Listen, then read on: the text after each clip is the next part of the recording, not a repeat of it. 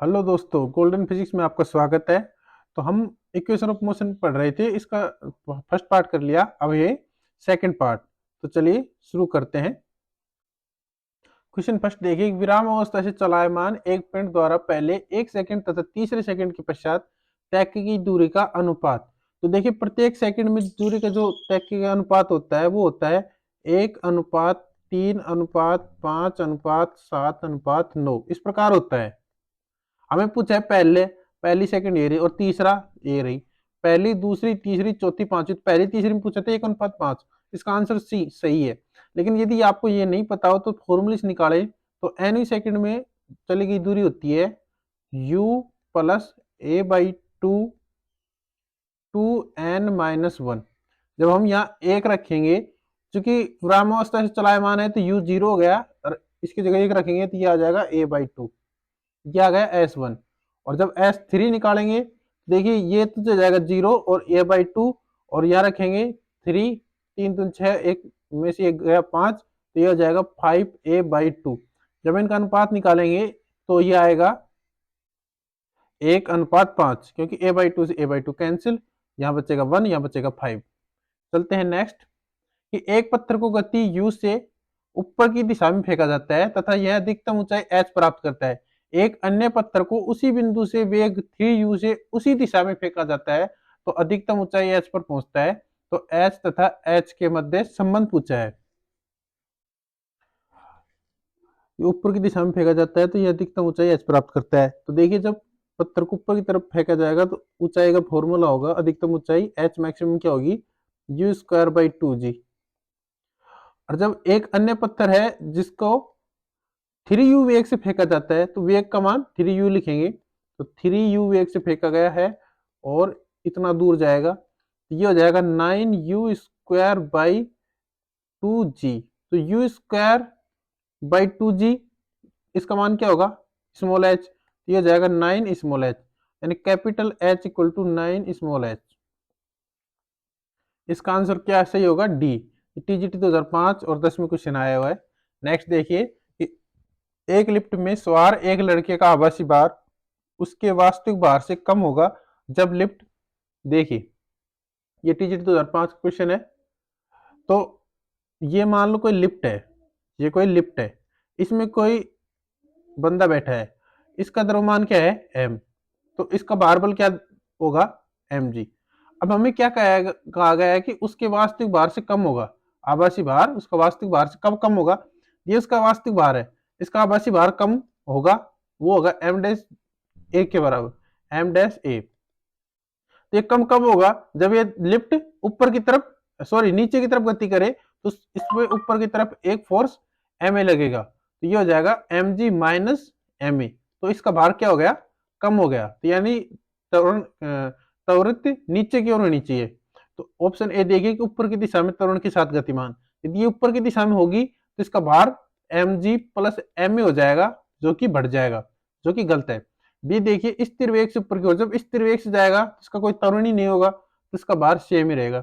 स्थिर वेग से नीचे की ओर, जब वेग नीचे की ओर स्थिर है तो इसका त्वरण नहीं होगा। डी देखिए, त्वरण के साथ नीचे की ओर गतिमान, ये सही है। त्वरण के साथ, वो भी ए त्वरण के साथ नीचे की ओर गतिमान होगी तो ऊपर की तरफ एक बल लगेगा जो कि इसके भार बल को कम कर देता है। नेक्स्ट देखिए, एक गतिमान पिंड समय के वर्ग के अनुक्रमानुपाती में दूरियां तय कर रहा है तो पिंड का त्वरण है।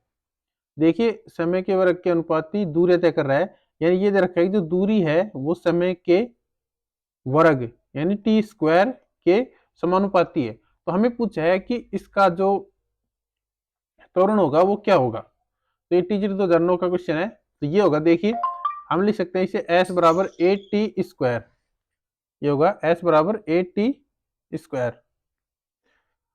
और इसका हम वेग निकालेंगे तो इसका करेंगे हम अवकलन, ये हो जाएगा 2a t।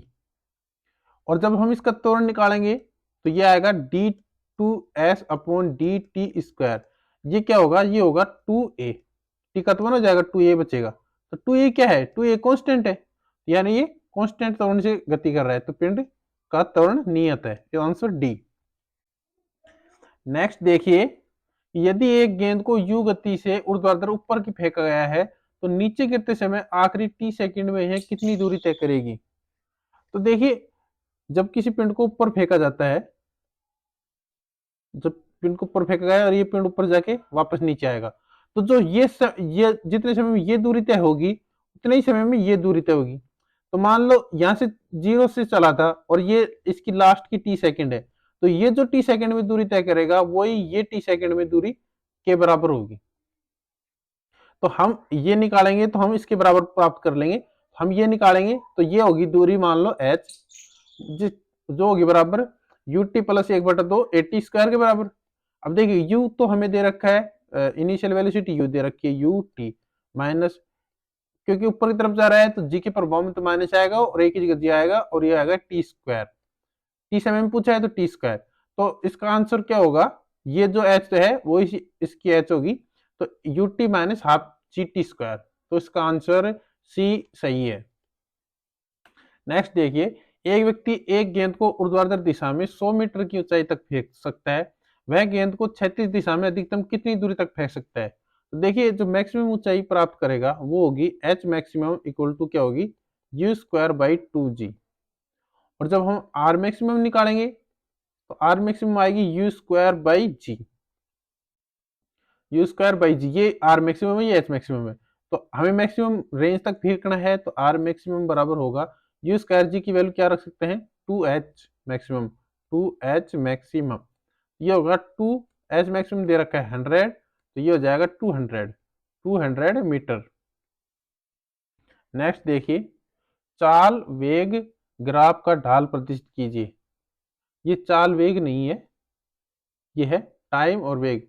ये देखिए वेलोसिटी एंड टाइम, तो ये चाल नहीं है, ये है टाइम। टाइम समय वेग ग्राफ ढाल को प्रदर्शित करता है। देखिए, ये ग्राफ है जिसमें ये v है, ये t है, ये मान लो v है और ये t है, तो इसका जो ढाल होगा ये होगा, ये कोई स्लोप है, इसका ढाल थीटा, इसका ढाल थीटा क्या होगा, tan थीटा बराबर ढाल क्या होगा, dv by d T. dv by d T क्या होता है, त्वरण, यानी वेग और समय ग्राफ किसको दर्शाता है, त्वरण को। वैसे तो इसका आंसर देखते ही आ जाता है, त्वरण ही होता है। ये देखिए टीजीटी 2011 क्वेश्चन, एक वस्तु 4.9 मीटर पर सेकंड के वेग से ऊपर की तरफ फेंकी जाती है, यह जमीन से कितने समय बाद टकराएगी। तो देखिए, हमें निकालना है टाइम। तो हम जानते हैं कि v बराबर होता है u प्लस 8t। जब ये मैक्सिमम वेग ऊंचाई पर पहुंचेगी तो इसका वेग हो जाएगा 0। इनिशियल वेग कितना है 4.9, माइनस ए कितना है g, वो भी माइनस वाला, और ये t, तो यहाँ से t क्या आ गया, यहाँ से t आ गया 4.9 बट g मतलब 9.8। इसका मतलब ये कितना हो गया, ये हो गया आधा, हाफ, यानी 0.5 सेकेंड। देखिए, ये कोई कण था जो ऊपर गया और इसे कितना टाइम लगा, 0.5 सेकेंड। जितने समय में ये ऊपर पहुंचेगा उतने समय में ये नीचे आएगा, तो इसमें भी 0.5 सेकेंड और लगेंगे। तो जो टोटल टाइम होगा वो होगा 0.5 plus 0.5 is equal to 1 second, is equal to 1 second. Next देखिए कि एक सीधी रेखा में चलते कण का प्रारंभिक वेग 10 मीटर पर सेकंड से इसका मंदन 2 मीटर पर सेकंड स्क्वायर है, तो इस कण द्वारा 5 सेकंड में चली गई दूरी। देखिए, मैंने अभी थोड़ी देर पहले बताया था कि 5 सेकंड में जो चली गई दूरी है उसका एन सेकंड में चली गई दूरी का फॉर्मूला है u plus a by to, 2n minus 1।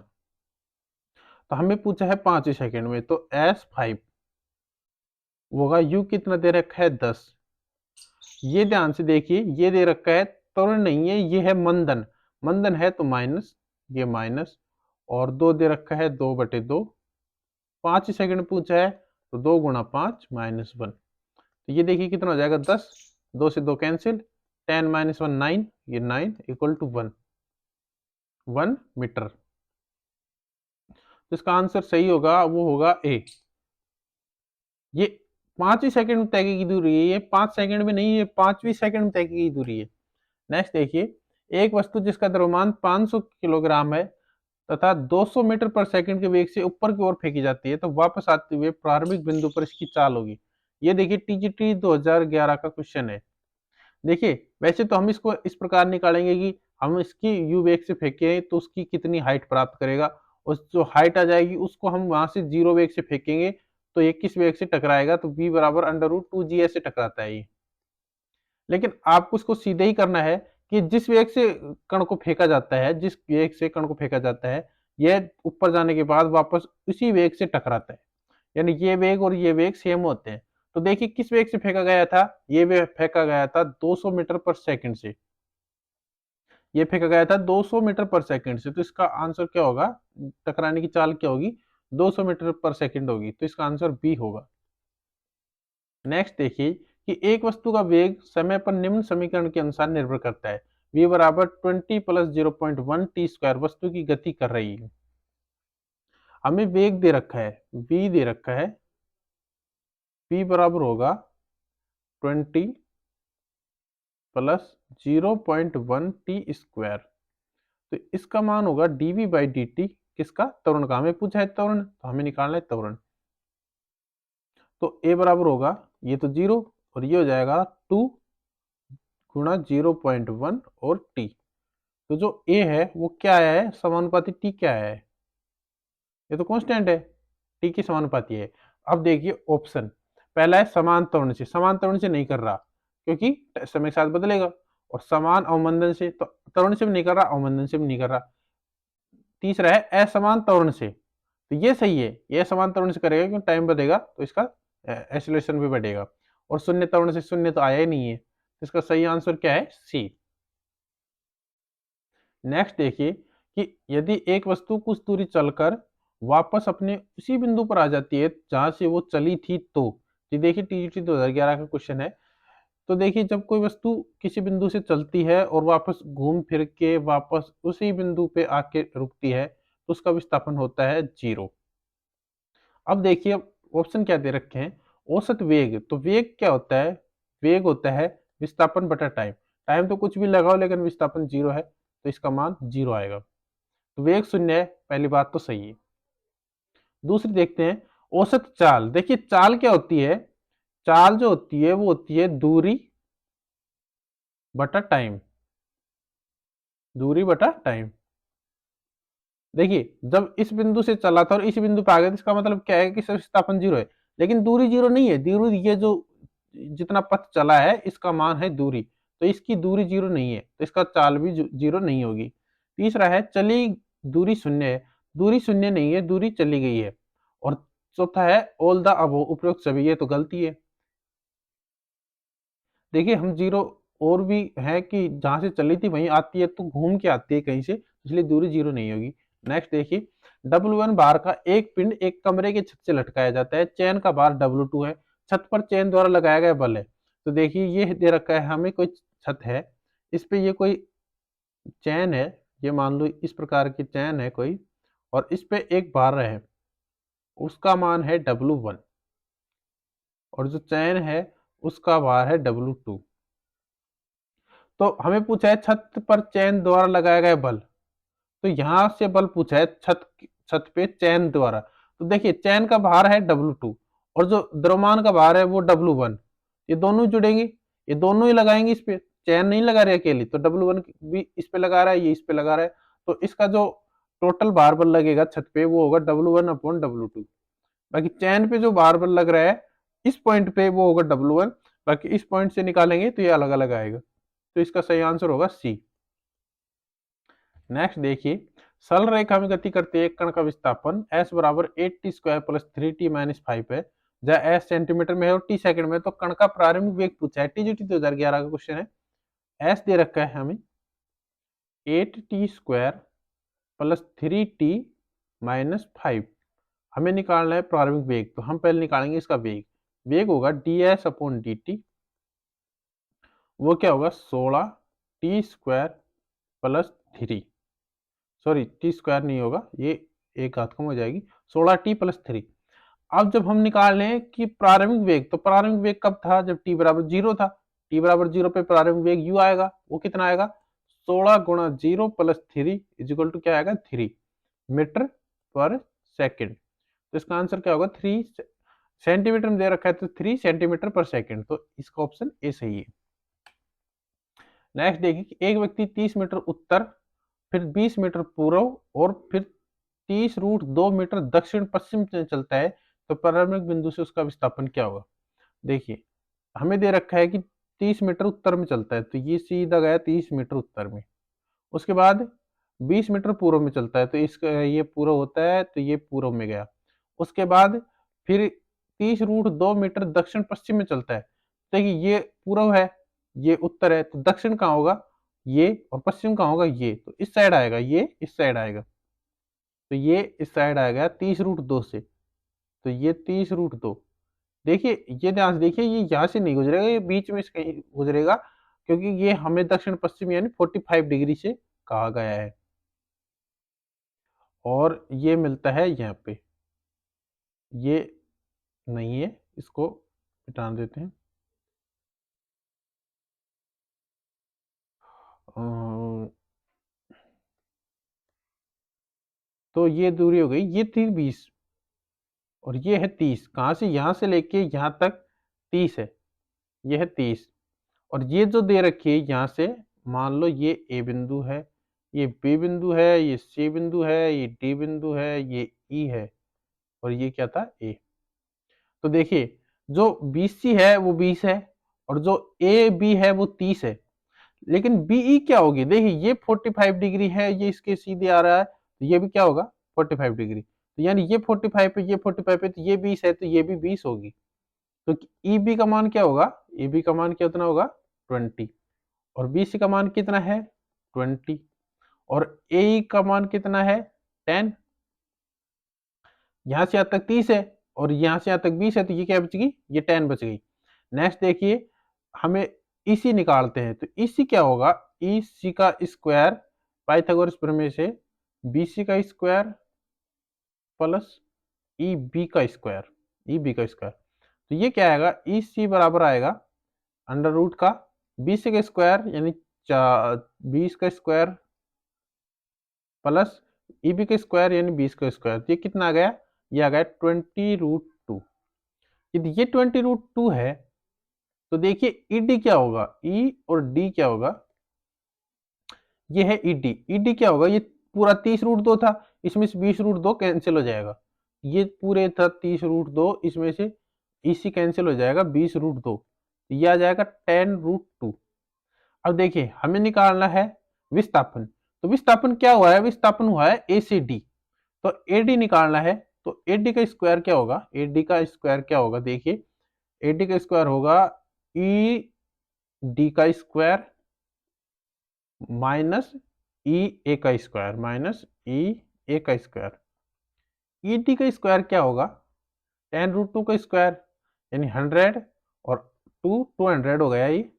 और ए क्या है? 10 है। ए क्या है? 10 है, इसका 100। तो ये क्या बच गया? ये 100 बच गया। ये है 8d का स्क्वायर। तो 8d क्या आ गया? 10 मीटर। तो विस्थापन क्या होगा? 8d होगा, वो कितना होगा? 10 मीटर। तो आंसर होगा डी, आंसर होगा डी। और ये कौन सी दिशा में होगा? पश्चिम में, क्योंकि ये इसकी ये दिशा है, विस्थापन की ये दिशा है। ये कौन सी दिशा है? पश्चिम। ये उत्तर, ये पश्चिम, और ये दक्षिण, और ये पूर्व। तो इसकी दिशा ये पश्चिम में।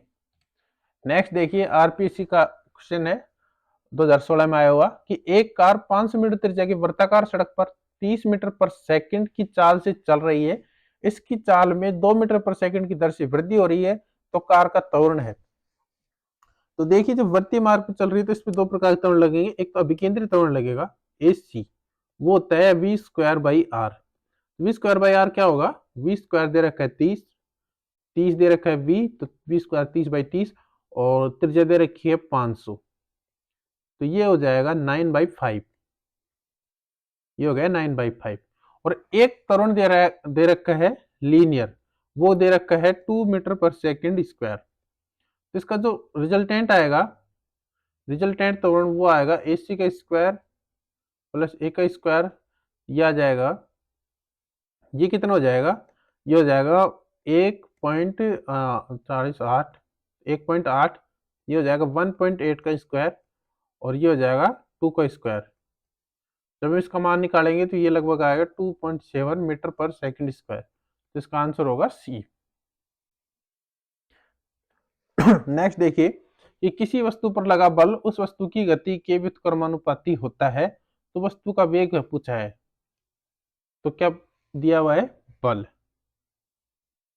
तो बल होगा एम ए। क्या दे रखा है? एम में जो प्रोपोर्शनल है वो किसके व्युत्क्रमानुपाती है? वस्तु की गति, proportional to speed, it's speed. तो 1/v। देखिए इसको लिख सकते हैं m d v by d t. Proportional constant उठाएंगे तो कांस्टेंट लगेगा के और v। इसका अवकलन देखिए v डी वी, इसका समाकलन होगा और m है इस साइड और ये हो जाएगा k डी टी। दोनों साइड समाकलन कर देते हैं, दोनों साइड समाकलन करते हैं तो ये आएगा m तो बाहर और रह जाएगा v स्क्वायर बाई 2। और इस साइड देखिए k और t का ये t, टी का t। तो v स्क्वायर आया है वो समानुपाती आया है t के, और v किसके समानुपाती है? रूट टी की। तो v रूट टी के समानुपाती आया है। तो देखिए ऑप्शन स्थिर गलत है, समय के वर्गमूल के समानुपाती ये सही है, समय के वर्गमूल के समानुपाती है, समय के समानुपाती नहीं है और व्युत्क्रमानुपाती नहीं है। नेक्स्ट देखिए कि 100 मीटर की दूरी तय करने में एक ट्रेन का वेग एक समान रूप से घटकर 20 मीटर पर सेकंड से 10 मीटर पर सेकंड हो जाता है, तो विरामावस्था की अवस्था में आने से पहले ट्रेन कितनी दूरी तय करेगी जबकि दिया गया त्वरण स्थिर है? तो देखिए हम इसमें इक्वेशन ऑफ मोशन लगा रहे हैं। तो देखिए पहले लगाएंगे v स्क्वायर बराबर u स्क्वायर प्लस 2as। हमें दिया गया है पहले फाइनल वेग कितना है? 20, 20 का स्क्वायर 400। u स्क्वायर एक, सॉरी गलत हो गया, देखिए घटकर हुआ है, ये है फाइनल वेग और ये है इनिशियल वेग। तो फाइनल वेग है यहाँ लिख रहे हैं 100, फाइनल वेग कितना है? 100, 10 के स्क्वायर 100 और यू स्क्वायर इनिशियल वेग क्या था? 400। 400 ये मंदन हो रहा है इसलिए -2 एक हमें निकालना है, और कितनी दूरी पे? 100 मीटर पे, ये हुआ है 100 मीटर पे। इसको निकालेंगे तो ये हो जाएगा -300 और इसका भाग ले जाएगा 200 का भाग लग जाएगा, और इस साइड क्या होगा? ये माइनस था और ये -2a आ जाएगा, ए से कैंसिल हो जाएगा, ये आ जाएगा 3/2। ए का मान क्या है? 3/2। अब हम ये इक्वेशन दोबारा लगाएंगे v स्क्वायर बराबर u स्क्वायर प्लस 2as। अब क्या गया है कि ट्रेन रुकती है विराम अवस्था में आने से पहले, रुक गई तो ट्रेन, तो ये फाइनल वेग 0। इनिशियल वेग क्या था? 10। अब क्या हो जाएगा? 20 से 10 आ गया, अब 10 से 0 आएगा तो ये 10 इनिशियल वेग है, तो ये हो जाएगा 100 और मंदित हो रही है इसलिए -2 और त्वरण लग रहा है 3/2 और s निकालना है, तो ये आ जाएगा 100, 2 से 2 कैंसिल, ये आ जाएगा by 3 is equal to s। तो s का मान क्या आ जाएगा? 100/3। 100/3 ये कितना मान आ गया इसका? 33.33 मीटर। इसका आंसर क्या होगा? ए। इसका आंसर होगा ए। यहाँ हम 100 की जगह 400 भी ले सकते हैं, ये 20 भी ले सकते हैं। भाई हम 20 से निकाल रहे हैं और इसका त्वरण लगातार घट रहा है 3/2 से, तो ये 0 पे आके रुक जाएगा। लेकिन उससे पहले इसने 10 मीटर तक आने में क्या की दूरी तय की है? 100 की, तो ये दूरी और घट जाएगी। बाकी ये आंसर 33.33 मीटर सही है। तो मिलते हैं कल एक नए टॉपिक के साथ, और आप केवीएस की तैयारी कर रहे हैं तो जरूर जरूर सब्सक्राइब